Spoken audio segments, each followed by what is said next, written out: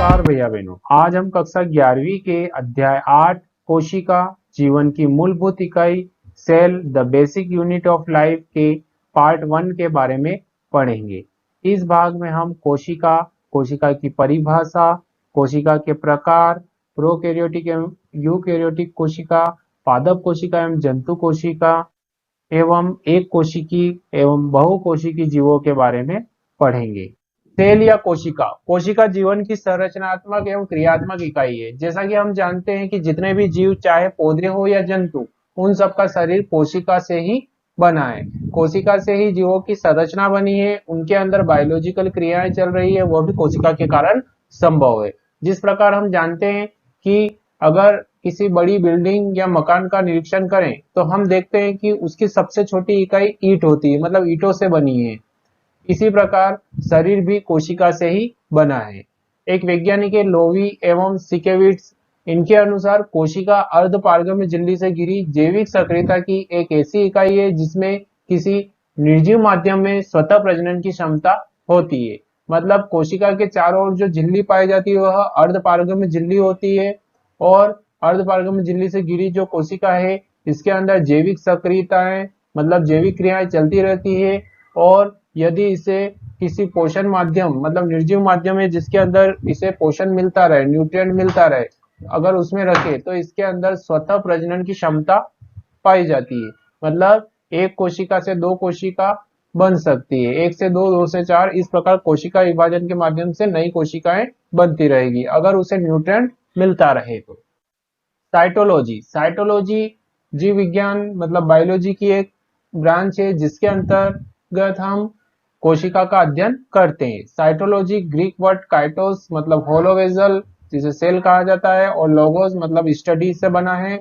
इसके अंतर्गत कोशिका का अध्ययन किया जाता है। साइटोलॉजी को सेल बायोलॉजी के नाम से भी जाना जाता है।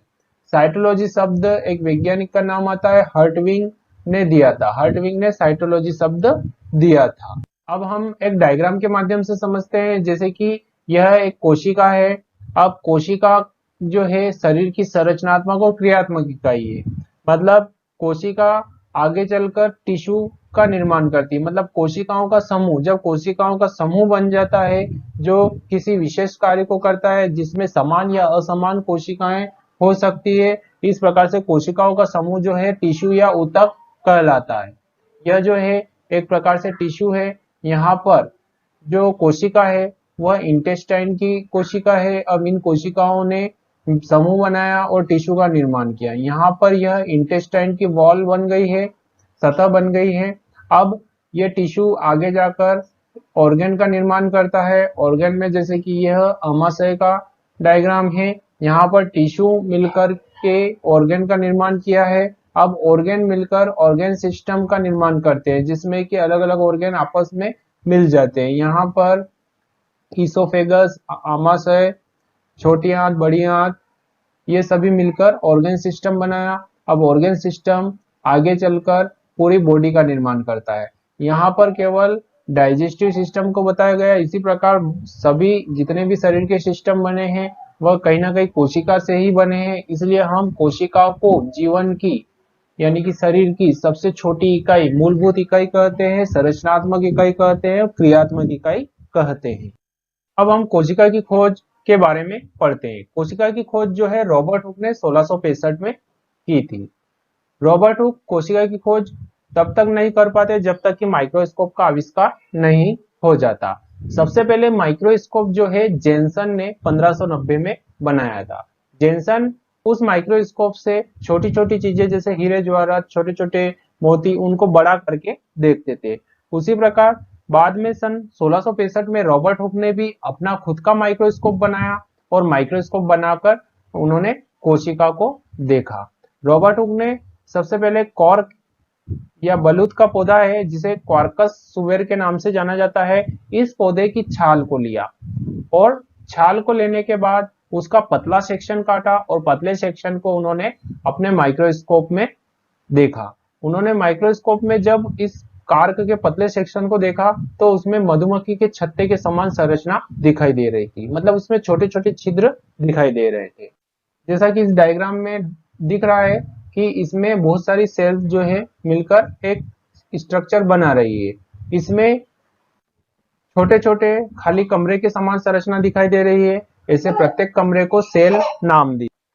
वास्तव में रॉबर्ट हुक ने सेल की खोज की, पर उन्होंने जो है सेल वॉल को देखा, और सेल वॉल जो है एक प्रकार से इन्होंने मृत सेल मतलब डेथ सेल की खोज की थी। इस प्रकार रॉबर्ट हुक का श्रेय जाता है कि उन्होंने कोशिका की खोज की है। कोशिका की खोज के बारे में हम अन्य जानकारी देखते हैं, जैसे 1590 में जेनसन जो हॉलैंड के निवासी हैं, उन्होंने कंपाउंड माइक्रोस्कोप की खोज कर ली थी। इसके बाद 1665 में रॉबर्ट हुक ने सेल की खोज की है। उन्होंने अपनी सेल की खोज के बारे में अपनी एक पुस्तक लिखी है जिसका नाम है माइक्रोग्राफिया, और माइक्रोग्राफिया बुक जो है वह रॉबर्ट हुक ने दी थी। सेल जो है एक लैटिन वर्ड सेलुला से बना है जिसका अर्थ होता है होलो स्पेस, मतलब खाली कमरा। सेल जो है कोशिका की जो खोज की थी रॉबर्ट हुक ने, वह एक प्रकार से निर्जीव कोशिका थी, मतलब डेथ सेल थी। इस प्रकार कोशिका की खोज का श्रेय जो है रॉबर्ट हुक को जाता है। कोशिका की खोज के अगले चरण में सन 1674 में एंटोनी वैन ल्यूवेनहॉक आए। इन्होंने जीवित कोशिका को देखने का श्रेय प्राप्त किया, मतलब इन्होंने लिविंग सेल्स की खोज की थी। अब एंटोनी वैन ल्यूवेनहॉक ने भी अपना खुद का एक माइक्रोस्कोप बनाया, और उस माइक्रोस्कोप में उन्होंने लिविंग सेल्स को देखा। उन्होंने इन लिविंग सेल्स को एनिमलक्यूल यानी लिविंग ऑर्गेनिज्म को एनिमलक्यूल नाम दिया। ल्यूवेनहॉक ने व्हाइट ब्लड सेल्स मतलब खून के अंदर जो है डब्ल्यूबीसीज पाई जाती है उनको देखा। रेड ब्लड सेल्स आरबीसीज का आकार देखा।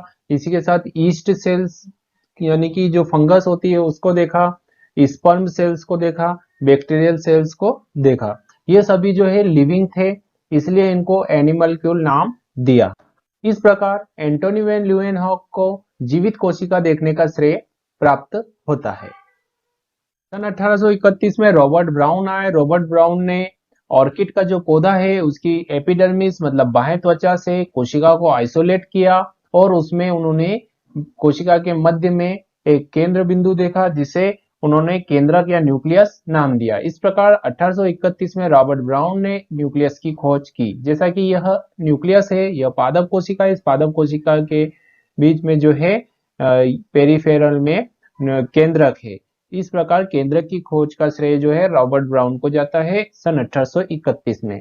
सन 1835 में एफ दुजार्डिन आए। दुजार्डिन ने जीवद्रव्य को सारकोड नाम दिया, मतलब कि जो ये कोशिका है, इस कोशिका के अंदर जितना भी जीवित पदार्थ पाया जाता है, जितना भी कलरलेस जेली के समान पदार्थ पाया जाता है, उस पदार्थ को इन्होंने सारकोड नाम दिया था। लेकिन 1835 में जेई पुरकिंजे आए। इन्होंने इस सारकोड को जो है जीवद्रव्य या प्रोटोप्लाज्म नाम दिया।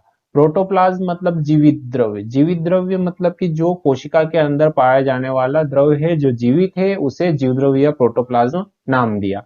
अब प्रोटोप्लाज्म क्या होता है? न्यूक्लियोप्लाज्म और साइटोप्लाज्म दोनों मिलकर प्रोटोप्लाज्म बनाते हैं। अब न्यूक्लियोप्लाज्म क्या होता है? न्यूक्लियस मतलब केंद्रक के अंदर पाया जाने वाला जेली के समान द्रव जो है वो न्यूक्लियोप्लाज्म है। उसी प्रकार साइटोप्लाज्म केंद्रक झिल्ली और कोशिका झिल्ली के बीच में पाए जाने वाला जेली के समान पदार्थ है, उसे साइटोप्लाज्म कहा जाता है। न्यूक्लियोप्लाज्म और साइटोप्लाज्म दोनों को सम्मिलित रूप से हम प्रोटोप्लाज्म कहते हैं। इसी प्रकार एमजे स्लीडेन और टी स्वान ने 1838 और 39 में कोशिका सिद्धांत दिया, और कोशिका सिद्धांत में बताया कि जितने भी जीव है वे सभी कोशिका से ही बने हैं, जो कि हम आगे कोशिका सिद्धांत में पढ़ेंगे। सन 1869 में मिस्चर एक वैज्ञानिक आए। मिस्चर ने न्यूक्लिक एसिड की खोज की।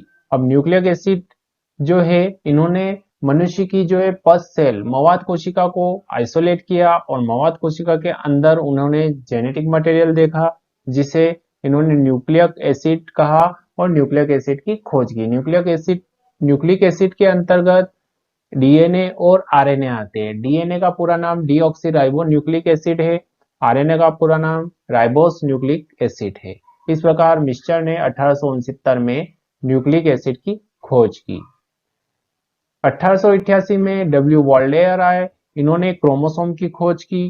क्रोमोसोम जो है केंद्रक के अंदर पाए जाते हैं, और केंद्रक के अंदर जो है क्रोमोसोम को हम गुणसूत्र के नाम से भी जानते हैं। गुणसूत्र जो है पूरे शरीर के गुणों को अपने अंदर निहित रखते हैं। गुणसूत्र न्यूक्लिक एसिड से ही बने होते हैं, मतलब डीएनए से बने होते हैं।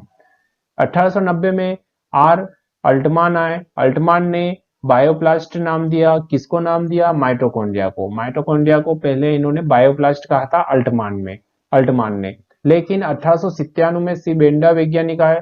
इन्होंने इस बायोप्लास्ट को माइटोकॉन्ड्रिया नाम दिया। माइटोकॉन्ड्रिया जो है कोशिका का पावर हाउस होता है, मतलब ऊर्जा ग्रह होता है। जितनी भी कोशिका के अंदर ऊर्जा बन रही है उस ऊर्जा को अपने अंदर संचित करके रखता है। इसी प्रकार सन 1870 में डब्ल्यू हीज आए। इन्होंने माइक्रोटोम यंत्र का आविष्कार किया। माइक्रोटोम क्या होता है? माइक्रोटोम एक ऐसा यंत्र है जो कि किसी भी पौधे या जीव का बड़ा जो स्ट्रक्चर है उसका पतला से पतला सेक्शन बनाने की क्षमता रखता है। इस प्रकार माइक्रोटोम जो है किसी भी बड़े स्ट्रक्चर को छोटा से छोटा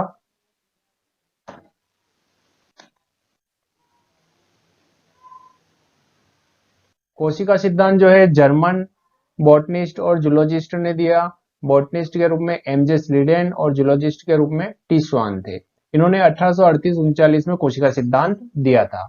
इनके अनुसार समस्त जीव और पौधे एक या अनेक कोशिकाओं से बने हैं, मतलब जितने भी जीव है वे सभी कोशिका से ही बने हैं और इसलिए कोशिका को जीवों की मूलभूत इकाई कहा जाता है। इसी प्रकार नई सेल की उत्पत्ति केंद्रक से होती है। इन्होंने कहा जो नई सेल है कोशिका है उसकी उत्पत्ति केंद्रक से होती है और इसी प्रकार जंतु कोशिका में सेल वॉल का अभाव होता है। जिस प्रकार पादप कोशिका के चारों ओर सेल वॉल पाई जाती है जो सेलुलोज की बनी होती है, लेकिन जंतु कोशिका में किसी प्रकार की सेल वॉल नहीं पाई जाती है। लेकिन कोशिका सिद्धांत आगे जाकर अपवाद का कारण बना और अपवाद इसमें यह है कि कोशिका विभाजन के बारे में स्पष्ट नहीं है, मतलब कि ये वैज्ञानिक नई सेल की उत्पत्ति केंद्रक से होती है बता रहे हैं, लेकिन कैसे हो रही है किस प्रकार से हो रही है ये नहीं बता पाए। मतलब इन्होंने कहा कि कोशिका की उत्पत्ति केंद्रक के बडिंग के माध्यम से हो रही है, मुकुलन के माध्यम से हो रही है, जो कि सही नहीं है। मतलब कोशिका विभाजन के बारे में स्पष्ट नहीं बता पाए। और यह सिद्धांत वायरस पर लागू नहीं होता है क्योंकि वायरस में किसी प्रकार का कोशिका द्रव्य नहीं है और न ही कोई कोशिका झिल्ली है। केवल वायरस में प्रोटीन और उसका न्यूक्लियर मटेरियल होता है, तो यह वायरस पर लागू नहीं होता है। और इन्होंने केंद्रक के मुकुलन द्वारा नई कोशिका बनती है बताया, जो कि आगे जाकर गलत साबित हुआ। इसलिए स्लीडेन और स्वान का कोशिका सिद्धांत अमान्य हो गया। आगे जाकर आधुनिक कोशिका सिद्धांत आया जिसमें और अधिक परिवर्तन किया गया। आधुनिक कोशिका सिद्धांत जो है रुडोल्फ विर्को ने 1855 में दिया था। इन्होंने कहा कि सभी जीवित कोशिका पूर्ववर्ती जीवित कोशिका से बनती है, मतलब कि जो कोशिका होती है वो अपने पहले से ही जीवित कोशिकाओं से ही बनती है।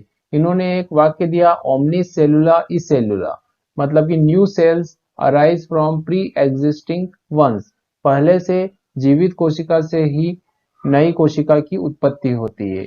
और इन्होंने कोशिका विभाजन के माध्यम से बताया कि जो पुरानी कोशिका है उसके अंदर कोशिका विभाजन होगा और कोशिका विभाजन के माध्यम से नई कोशिका बनेगी, जो कि आगे जाकर सर्वमान्य हुआ। कोशिकीय पूर्ण सख्तता या सेलुलर टोटिपोटेंसी, मतलब कि कोई भी एक जीव है, उस जीव की हमने सेल को लिया, कोशिका को लिया और उसे न्यूट्रिएंट मीडियम में ग्रोथ किया और उस सेल से पूरे एक जीव का निर्माण हो गया। मतलब कि उस सेल के अंदर यह क्षमता है कि वह पूरे जीव का निर्माण कर सके, पूरा स्ट्रक्चर बना सके। इसे हम सेलुलर टोटिपोटेंसी कहते हैं। किसी एक सेल के द्वारा संपूर्ण जीव में विकसित होने की क्षमता को सेलुलर टोटिपोटेंसी या कोशिकीय पूर्ण सख्तता कहते हैं। इसके बारे में सर्वप्रथम हेबरलेट ने 1902 में बताया था, लेकिन यह प्रायोगिक प्रमाण नहीं बता पाए। इन्होंने इसके बारे में विस्तृत जानकारी दी, इसलिए इन्हें फादर ऑफ टिश्यू कल्चर के नाम से जाना जाता है। स्टीवर्ट ने 1956 में कोशिकीय पूर्ण सख्तता का प्रायोगिक प्रमाण दिया। इन्होंने यह प्रयोग गाजर की जड़ के फ्लोएम उत्तक पर कार्य किया। स्टीवर्ट ने गाजर ली और गाजर की जड़ की फ्लोएम कोशिकाओं के 2-2 मिलीग्राम को नारियल पानी युक्त द्रव में रखा। मतलब इन्होंने एक्सप्लांट तैयार किया। इस गाजर की जड़ से फ्लोएम उत्तक के छोटे छोटे टुकड़े लिए और उन्होंने इस प्रकार से एक्सप्लांट तैयार किया, क्योंकि इसके अंदर कोशिका है। अब इस एक्सप्लांट को इन्होंने न्यूट्रिएंट मीडिया पर ट्रांसफर किया। यह एक न्यूट्रिएंट मीडिया है जो इस एक्सप्लांट को सभी पोषक तत्व दे सके। इसके अंदर समस्त पोषक तत्व प्रेजेंट है जो गाजर के लिए उपयुक्त होते हैं। इस पर एक्सप्लांट को रखा और कुछ दिनों बाद इन्होंने देखा कि इस न्यूट्रिएंट मीडियम पर एक्सप्लांट के अंदर ग्रोथ हो रही थी और यह एक्सप्लांट धीरे धीरे केलस में परिवर्तित हो गया। ये केलस आगे जाके वृद्धि करते हुए एम्ब्रॉयड में परिवर्तित हो गया, मतलब भ्रूण में परिवर्तित हो गया, जो एक नए पौधे को बनाने की क्षमता रखता है। जब यह भ्रूण आगे ग्रोथ करता है तो इस एम्ब्रॉयड को ऐसे कल्चर में लिया जाता है जिसे कि वृद्धि के लिए आवश्यक पोषक तत्व और साथ ही हार्मोन प्राप्त हो। आगे जाकर यह जो है एम्ब्रॉयड भ्रूण जो है पौधे में परिवर्तित हो जाता है, अपनी ग्रोथ करता है, फिर इसे हम मिट्टी में रोपित कर देते हैं। मिट्टी में रोपित करने पर यह एक पूर्ण विकसित गाजर का पौधा बना लेता है। इस प्रकार सेलुलर टोटिपोटेंसी का प्रायोगिक प्रमाण जो है स्टीवर्ट ने 1956 में दिया। कोशिका के आधार पर जीव दो प्रकार के होते हैं, एक कोशिकी जीव यूनिसेलुलर ऑर्गेनिज्म, बहुकोशिकी जीव मल्टीसेलुलर ऑर्गेनिज्म। एक कोशिकी जीव, इनका शरीर एक ही कोशिका से मिलकर बना होता है। इनके शरीर की सभी क्रियाएं, चाहे पाचन हो, उत्सर्जन हो, अवशोषण हो, सभी काम एक ही कोशिका के माध्यम से किए जाते हैं, इसलिए इनके अंदर स्वयं विभाजन नहीं पाया जाता है। इसके उदाहरण है अमीबा, पेरामीशियम, यूग्लिना, बैक्टीरिया, ये सभी एक कोशिकी जीव है। इन जीवों की कोशिका में यदि कोई क्षति या टूट फूट हो जाती है तो वह पूरी कोशिका यानी पूरे जीव की मृत्यु का कारण बनती है। साथ ही इन जीवों में विभाजन की क्षमता नष्ट नहीं होती है, मतलब कि इनमें एक कोशिका से दो कोशिका, दो से चार होने की क्षमता होती है। अधिक काम के बोझ के कारण इस प्रकार की कोशिका का जीवन काल छोटा होता है और साथ ही एक कोशिकी जीव जो है अविनाशी प्रकृति के होते हैं, अर्थात ये अमर जीव होते हैं, मतलब इनमें स्वतः मृत्यु नहीं होती है। इन्हें यदि न्यूट्रिएंट मिलता रहे तो यह विभाजन के माध्यम से एक से दो, दो से चार इस प्रकार अपनी वृद्धि करते रहते हैं। इस प्रकार कोशिका की स्वयं के लिए और जीव के लिए एक सी भूमिका होती है। अब हम पढ़ते हैं बहुकोशिकी जीव के बारे में। बहुकोशिकी जीव ऐसे जीव होते हैं जिनका शरीर एक से अधिक कोशिकाओं से मिलकर बना होता है। विभिन्न कार्यों को करने के लिए इनमें विशिष्ट कोशिकाएं होती है। कोशिकाओं का समूह मिलकर ऊतक बनाता है, ऊतक का समूह अंग और अंग का समूह अंगतंत्र बनाता है और इस प्रकार पूरी बॉडी की संरचना बनती है। इस प्रकार हम कह सकते हैं कि बहुकोशिकी जीवों में श्रम विभाजन पाया जाता है। इनमें श्रम विभाजन जो है कोशिकी स्तर, ऊतक स्तर, अंग स्तर और अंगतंत्र स्तर का पाया जाता है। जैसे कि हमारे शरीर में पाचन, उत्सर्जन, परिसंचरण, इन सब का कार्य अलग अलग कोशिकाओं का समूह मतलब ऊतक का समूह मिलकर कर रहा है, अंग कर रहे हैं। इस प्रकार हमें श्रम विभाजन पाया जाता है। बहुकोशिकीय जीवों के उदाहरण इंसेक्ट, ह्यूमन बॉडी, प्लांट्स, ये सभी बहुकोशिकीय जीवों के उदाहरण है। बहुकोशिकीय जीवों में यदि किसी कोशिका में क्षति या टूट फूट हो जाती है तो वह कोशिका की जगह नई कोशिकाएं प्रतिस्थापित हो जाती है, परंतु पूरे जीव की मृत्यु नहीं होती है। साथ ही इन कोशिकाओं में कार्य का बोझ जो है सीमित होता है, इस कारण इन जीवों का जीवन काल लंबा होता है। बहुकोशिकीय जीवों में जर्म कोशिकाएं पाई जाती है जो अगली पीढ़ी के लिए इम्पोर्टेंट होती है। ये जर्म कोशिकाएं अपने गुणों को अगली पीढ़ी में ले जाती है। जर्म कोशिकाएं अविनाशी प्रकृति की होती है। बहुकोशिकीय जीवों में कोशिकाएं दोहरी प्रकृति निभाती है। एक तरफ यह स्वयं के लिए और दूसरी तरफ जीव के लिए अपना इम्पोर्टेंस देती है। इस प्रकार हमने एक कोशिकीय जीव और बहुकोशिकीय जीव को पढ़ा है। अब हम पढ़ते हैं कोशिका का संरचनात्मक संगठन। डोगर्टी के अनुसार केंद्रक की उपस्थिति एवं अन्य आधार पर कोशिका को दो भागों में विभाजित किया गया है। डोगर्टी ने कोशिका को दो भागों में बांटा है, प्रोकैरियोटिक कोशिका और यूकैरियोटिक कोशिका। प्रोकैरियोटिक मतलब प्रिमिटिव प्रकार की कोशिका होती है, यूकैरियोटिक मतलब कि एक सत्य प्रकार की कोशिका होती है जो कि सुविकसित होती है, वेल डेवलप्ड सेल होती है। प्रोकैरियोटिक सेल एक ग्रीक वर्ड प्रो और कैरियन से बना है। प्रो का अर्थ होता है प्रिमिटिव, कैरियन का अर्थ होता है न्यूक्लियस। इस प्रकार की कोशिका में प्रिमिटिव प्रकार का न्यूक्लियस पाया जाता है। यह प्रिमिटिव प्रकार की कोशिका होती है। इसमें सत्य केंद्रक और सुविकसित कोशिकांगों का अभाव होता है। जैसा कि यह एक प्रोकैरियोटिक कोशिका है, बैक्टीरिया की कोशिका है जो प्रोकैरियोट के अंतर्गत आती है। इसमें किसी भी प्रकार की न्यूक्लियर मेम्ब्रेन और केंद्रक नहीं है। इसमें केंद्रक का जो मटेरियल है, डीएनए या न्यूक्लियर मटेरियल है, वो इसके साइटोप्लाज्म में बिखरा रहता है। न्यूक्लियर मटेरियल सतत रूप से कोशिका द्रव में उपस्थित होता है, जिसे हम जीनोफोर या न्यूक्लियोइड कहते हैं। इसके उदाहरण है bacteria, mycoplasma, blue green algae, इसके उदाहरण है। हम देखते हैं प्रोकैरियोटिक कोशिका का एक डायग्राम के माध्यम से स्ट्रक्चर। यह एक बैक्टीरिया का स्ट्रक्चर है। इस प्रोकैरियोटिक सेल्स में इस बैक्टीरिया के चारों ओर एक लेयर पाई जाती है जिसे हम कैप्सूल बोलते हैं। कैप्सूल पॉलीसेकेराइड से मिलकर बना होता है। कैप्सूल के अंदर की ओर सेल वॉल होती है। बैक्टीरिया की सेल वॉल जो है पेप्टिडोग्लाइकेन से मिलकर बनी होती है। यह बैक्टीरिया को आकार प्रदान करती है, साथ ही सुरक्षा प्रदान करती है। इसके बाद बैक्टीरिया के अंदर की ओर जेली के समान रंगहीन पारदर्शी पदार्थ पाया जाता है जिसे हम साइटोप्लाज्म बोलते हैं, कोशिका द्रव्य बोलते हैं। यह जो है साइटोसोल भाग कहलाता है। इसके साइटोप्लाज्म में राइबोसोम पाए जाते हैं 70S प्रकार के, और साथ ही इसमें न्यूक्लियर मटेरियल बिखरा हुआ रहता है। इसमें किसी प्रकार की केंद्रक झिल्ली और केंद्रक नहीं होता है, क्योंकि यह एक प्रोकैरियोटिक कोशिका है। इसमें किसी भी प्रकार के कोई कोशिकांग नहीं है, जैसे कि mitochondria, Golgi bodies, endoplasmic reticulum, ये नहीं देखने को मिलते हैं। इसके चारों ओर जो है फिम्बरी पाई जाती है, पिलाई पाई जाती है, और साथ ही इसमें फ्लैजिला पाया जाता है। फ्लैजिलम जो है इसका प्रचलन अंग होता है। यह इसको आगे की ओर रोटेट करने में सहायता प्रदान करता है। इस प्रकार प्रोकैरियोट की हमने संरचना पढ़ी है। अब हम पढ़ते हैं यूकैरियोटिक कोशिका। यूकैरियोटिक ग्रीक वर्ड यू और कैरियन से बना है। यू का अर्थ होता है ट्रू या वेल, और कैरियन का अर्थ होता है न्यूक्लियस। मतलब ऐसी कोशिका जिसमें वेल डेवलप्ड न्यूक्लियस मतलब सुविकसित केंद्रक पाया जाता है, और सुविकसित कोशिका को यूकैरियोटिक कोशिका कहते हैं, क्योंकि इसमें सत्य केंद्रक और सुविकसित कोशिकांग उपस्थित होते हैं। इसके उदाहरण जो है समस्त पादप कोशिका और जंतु कोशिकाएं हैं यूकैरियोटिक कोशिका के अंतर्गत। Bacteria, mycoplasma, blue green algae को छोड़कर जितनी भी कोशिकाएं होती है जो न्यूक्लिएटेड होती है, जिसमें समस्त कोशिकांग उपस्थित होते हैं, वो यूकैरियोटिक कोशिका के अंतर्गत आती है। प्लांट्स और एनिमल सेल्स यूकैरियोटिक के उदाहरण हैं। यूकैरियोटिक कोशिका के अंतर्गत हम प्लांट सेल्स पढ़ते हैं। पादप कोशिका, प्लांट सेल्स के चारों ओर आवरण पाया जाता है जिसे हम सेल वॉल बोलते हैं। सेल वॉल सेलुलोज की बनी होती है पौधे की कोशिकाओं में।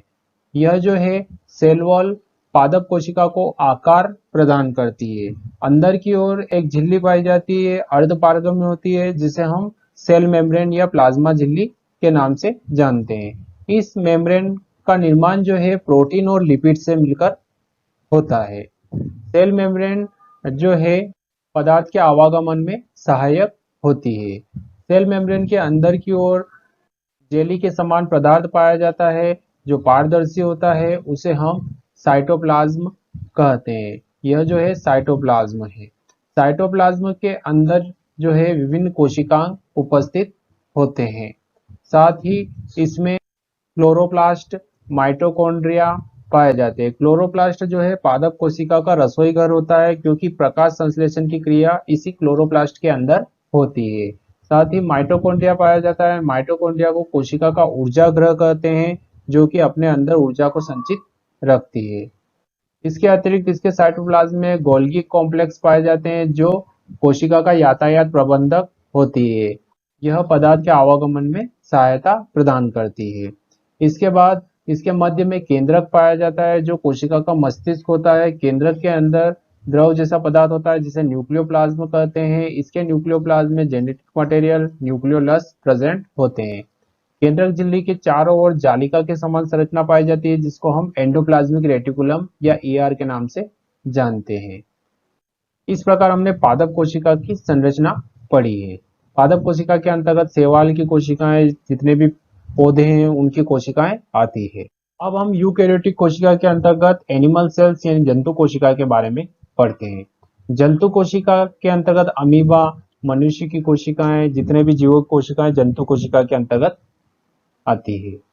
जंतु कोशिका में देखते हैं कि इसके चारों ओर जो आवरण पाया जाता है उसे हम कोशिका झिल्ली या सेल मेम्ब्रेन या प्लाज्मा मेम्ब्रेन के नाम से जानते हैं। इसकी प्लाज्मा मेम्ब्रेन जो है प्रोटीन और लिपिड के मिलकर बनी होती है, लिपोप्रोटीन से मिलकर बनी होती है। जंतु कोशिका में किसी भी प्रकार की सेल वॉल नहीं पाई जाती है। जंतु कोशिका के प्लाज्मा झिल्ली के अंदर जेली के समान पारदर्शी पदार्थ पाया जाता है जिसको हम साइटोप्लाज्म बोलते हैं। इसके साइटोप्लाज्म के अंदर माइटोकॉन्ड्रिया होता है जिसे हम कोशिका का पावर हाउस कहते हैं। यह अपने अंदर एटीपी के रूप में ऊर्जा को संचित रखता है। साथ ही इसमें अगला कोशिका गोल्गी ऑपरेटस गोल्गी कॉम्प्लेक्स पाया जाता है जिसे हम यातायात प्रबंधक कहते हैं। और इसके अतिरिक्त इसमें एंडोप्लाज्मिक रेटिकुलम जो केंद्रक के चारों ओर पाए जाते हैं जिसके ऊपर राइबोसोम के कण पाए जाते हैं। इसमें राइबोसोम एटीएस प्रकार के होते हैं। राइबोसोम को प्रोटीन की फैक्ट्री कहा जाता है। इसके अतिरिक्त लाइसोसोम पाया जाता है जंतु कोशिका में, जो कि कोशिका के आत्महत्या की थैली होती है। मतलब कोशिका जब क्षतिग्रस्त या टूट फूट जाती है तो लाइसोसोम के अंदर उपस्थित एंजाइम जो है वह पूरी कोशिका के साइटोप्लाज्म में फैल जाते हैं और अपनी ही कोशिका को डिग्रेड कर देते हैं। इसके अतिरिक्त मध्य में केंद्रक पाया जाता है। केंद्रक के चारों ओर जो झिल्ली पाई जाती है जिसे केंद्रक झिल्ली बोलते हैं। केंद्रक के अंदर केंद्रिकाएं यानी न्यूक्लियोलस पाए जाते हैं और जेनेटिक मटेरियल पाया जाता है। इस प्रकार यह जंतु कोशिका है जो कि यूकेरियोटिक कोशिका के अंतर्गत आती है। धन्यवाद दोस्तों। और अधिक बायोलॉजी के वीडियो लेक्चर देखने के लिए हमारे चैनल को सब्सक्राइब, लाइक और शेयर जरूर करें।